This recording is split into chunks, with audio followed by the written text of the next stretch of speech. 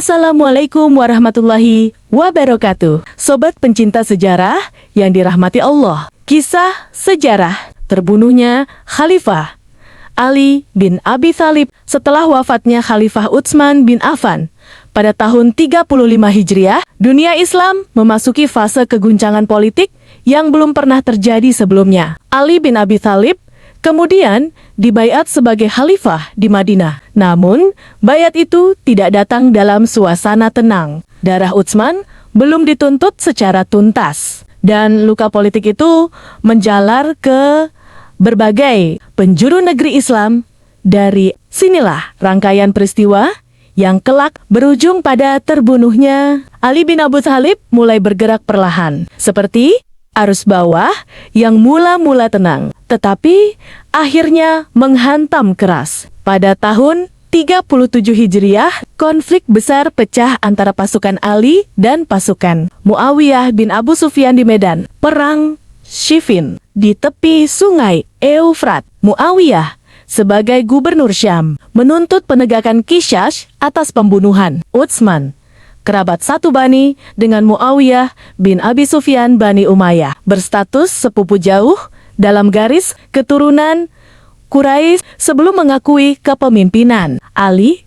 Pertempuran berlangsung sengit dan memakan banyak korban dari kedua belah pihak. Ketika pasukan Muawiyah terdesak, mereka mengangkat mushaf Al-Quran di ujung tombak, menyerukan agar perselisihan dikembalikan kepada hukum Allah. Di titik inilah sejarah berbelok tajam. Ali pada awalnya menilai tindakan itu sebagai siasat politik, bukan panggilan tulus kepada Al-Quran. Namun, sebagian pasukannya mendesak agar arbitrase diterima. Dengan berat hati, Ali menyetujui tahkim atau arbitrase. Keputusan ini yang dimaksudkan untuk menghentikan pertumpahan darah, justru melahirkan kelompok baru yang kelak menjadi benih tragedi. Kelompok itu adalah Khawarij. Mereka awalnya merupakan bagian dari pasukan Ali sendiri. Namun, setelah tahkim disepakati, mereka berbalik menentangnya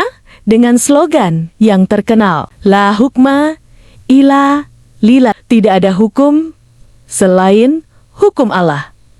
Dalam pandangan mereka, menerima arbitrase manusia dalam perkara kepemimpinan adalah dosa besar. Ali, Muawiyah, dan siapapun yang terlibat dalam tahkim, mereka anggap telah keluar dari kebenaran. Seiring waktu, Khawarij menjadi semakin ekstrem. Mereka mengkafirkan pihak-pihak yang berbeda pandangan dan membenarkan darah sesama muslim. Ali berusaha menasihati mereka, berdialog, bahkan memberi kesempatan kembali ke barisan umat. Sebagian kembali, tetapi sebagian lain mengeras. Ketika kelompok Khawarij mulai melakukan pembunuhan terhadap warga sipil dan menciptakan teror, Ali terpaksa memerangi mereka dalam Perang Nahrawan pada tahun 38 Hijriah. Mayoritas Khawarij terbunuh, namun ideologi mereka tidak mati. Akan tetapi, justru menyebar dalam bentuk dendam dan fanatisme yang lebih gelap. Beberapa tahun kemudian,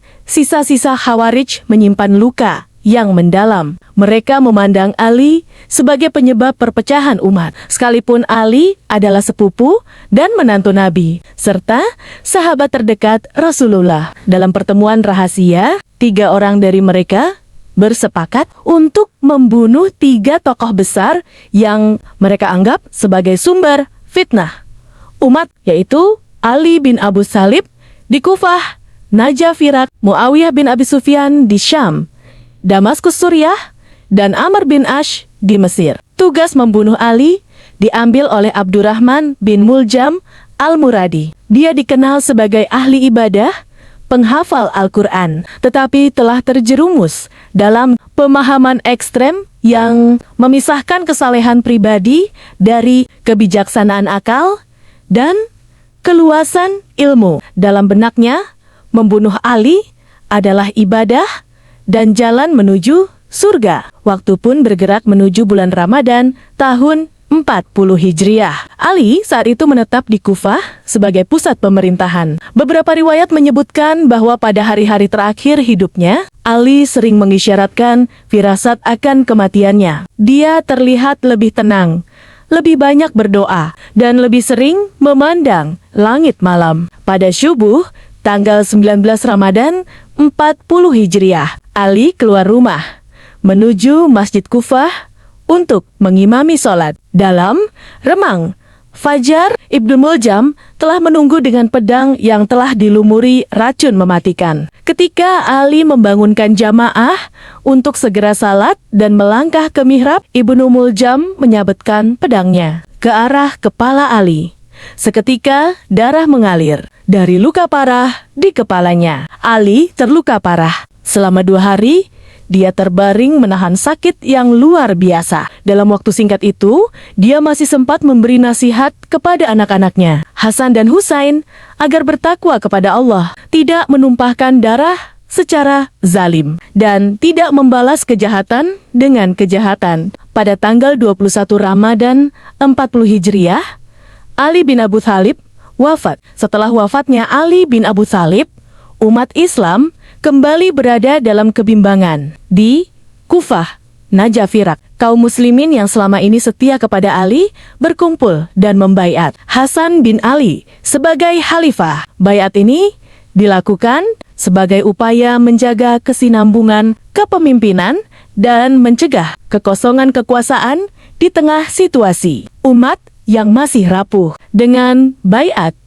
tersebut, Hasan bin Ali secara resmi memikul amanah sebagai khalifah kaum muslimin. Meskipun beang-beang konflik dengan Muawiyah bin Abi Sufyan di Syam, Damaskus, Suriah masih membentang di hadapannya, Hasan bin Ali sebagai pemimpin kaum muslimin setelah wafatnya sang ayah memerintahkan agar pelaku diperlakukan dengan adil. Ibnu Muljam akhirnya dihukum Kisya. Dengan wafatnya Ali bin Abu Thalib, berakhirlah masa Khulafaur Rasyidin. Tragedi ini bukan sekadar pembunuhan seorang khalifah, tetapi menjadi simbol pahit tentang bagaimana fanatisme dan politik yang kehilangan hikmah dapat menghancurkan figur paling mulia sekalipun. Sejarah kemudian mencatat bahwa pedang yang membunuh Ali bukanlah pedang musuh luar, melainkan lahir dari luka internal umat yang gagal disembuhkan